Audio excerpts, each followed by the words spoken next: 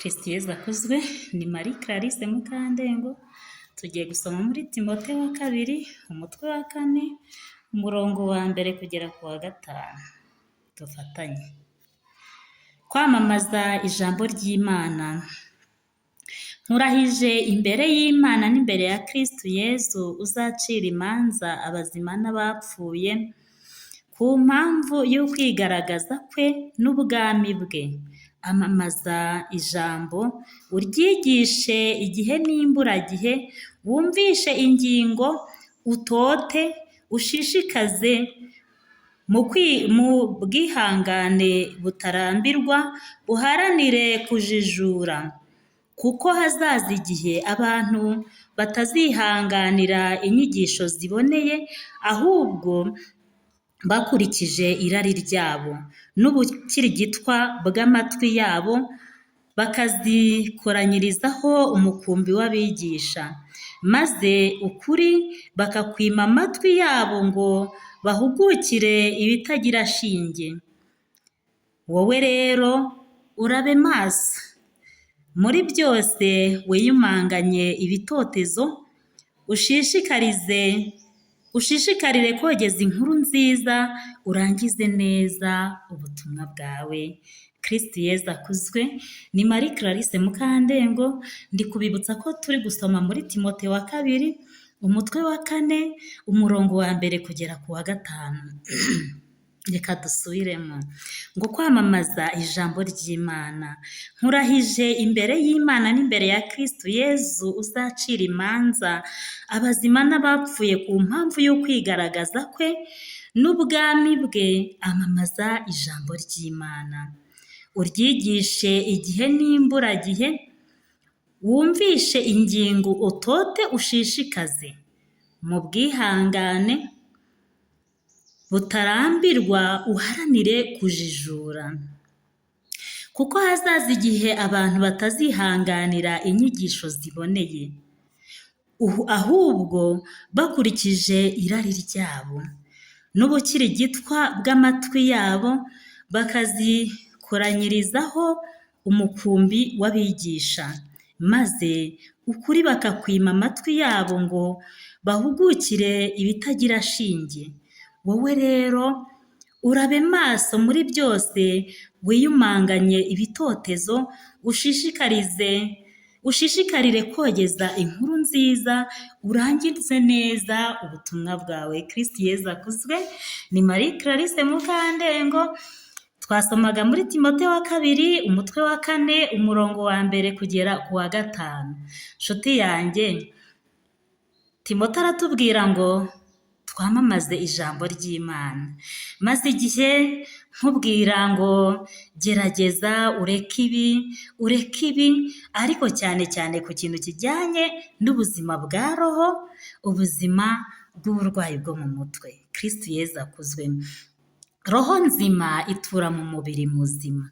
Ni ukuvuga ngo roho y'umusinzi, roho y'umusambanyi, izo roho ziragoye kugira ngo, mbese sinzi uko nabikubwira. Ni ukuvuga ngo roho, iyo umuntu agiye mu businzi, ni ukuvuga ngo roho mutagatifu ahita amuvamo akigendera, agasigarana n'abantu bapfuye. Ubyemere cyangwa ntubyemere, ariko ndakomeza nguha urugero. Ni gute waba wasinze ukagera mu rugo rwawe ukica umugore wawe?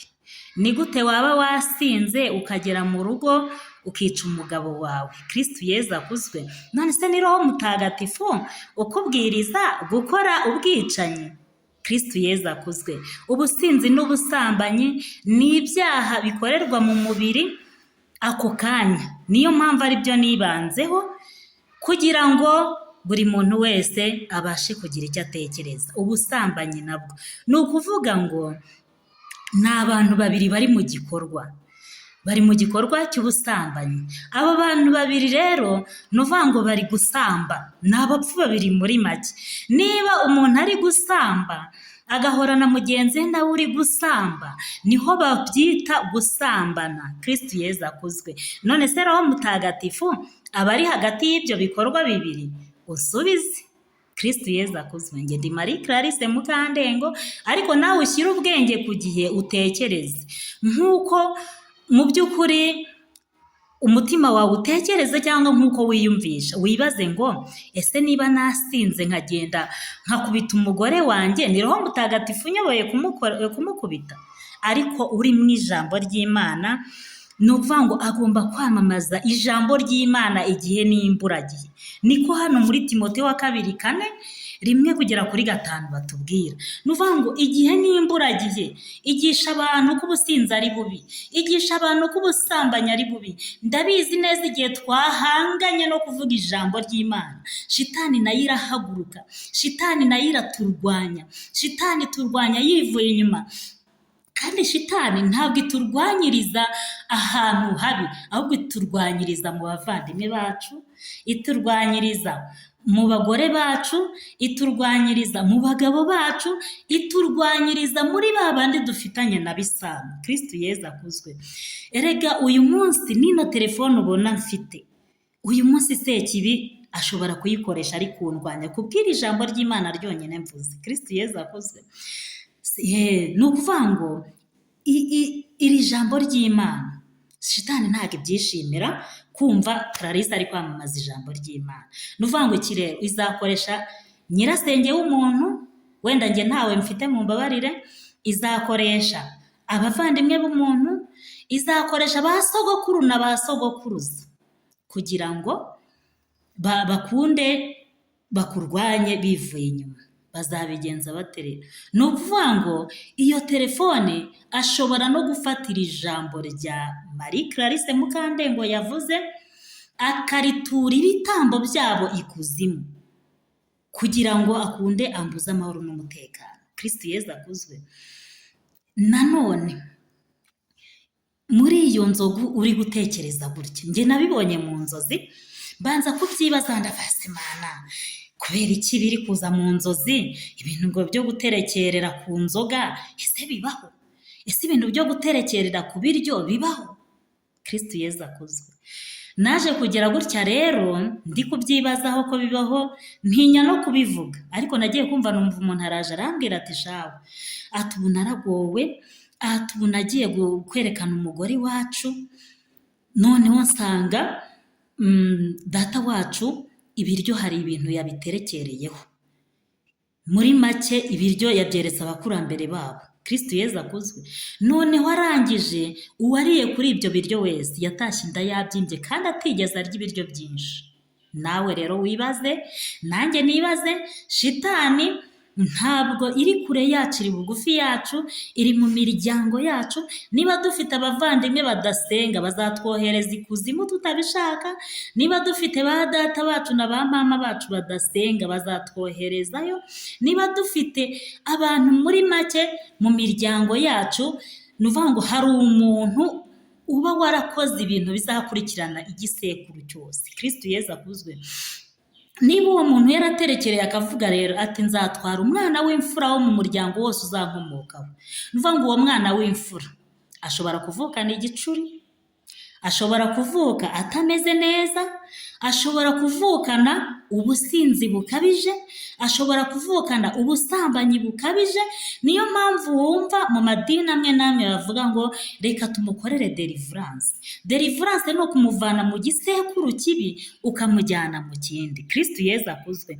Ariko kandi nanone ese tuzabibwirwa n'iki niba iyo deliverance turi gukorerwa ese ari iyo kudukura koko muri ibyo bisekuru bibi by'iwacu ikatuzana mu bindi bisekuru? Kristo Yezu akuzwe.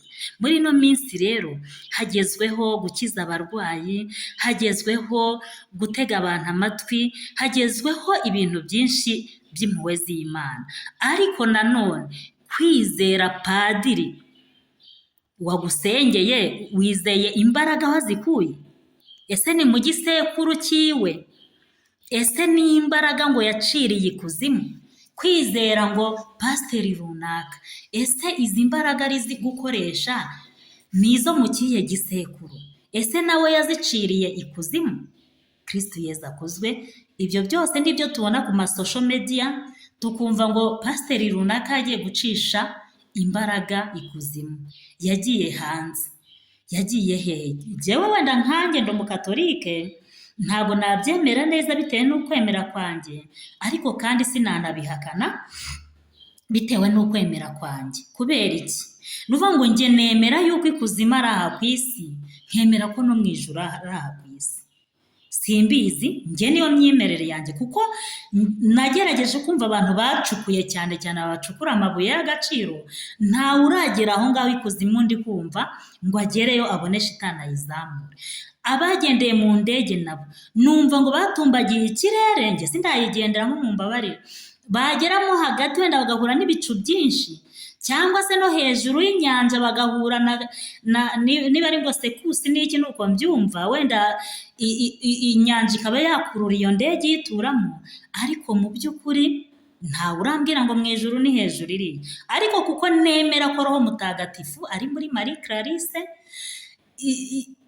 shitani nayo ikaba muri jyewe, niyo mpamvu ushobora kwemera ko n'ikuzimu ashobora kuba ari aha ku isi. Kubera iki? Tuzahura n'imbaraga z'umwijima aha turi, kandi tuzahura n'imbaraga za roho mutagatifu. Icyo dusabwa ni iki? Ni ukuba maso no kwamamaza ijambo ry'Imana igihe n'imburagihe. Kristo Yezu akuzwe. Unsabire nanjye ngusabira. Njye ndi Marie Clarisse Mukandengo, nagushishikariza ko twahurira mu bwami bwo mu ijuru. Kristo Yezu akuzwe.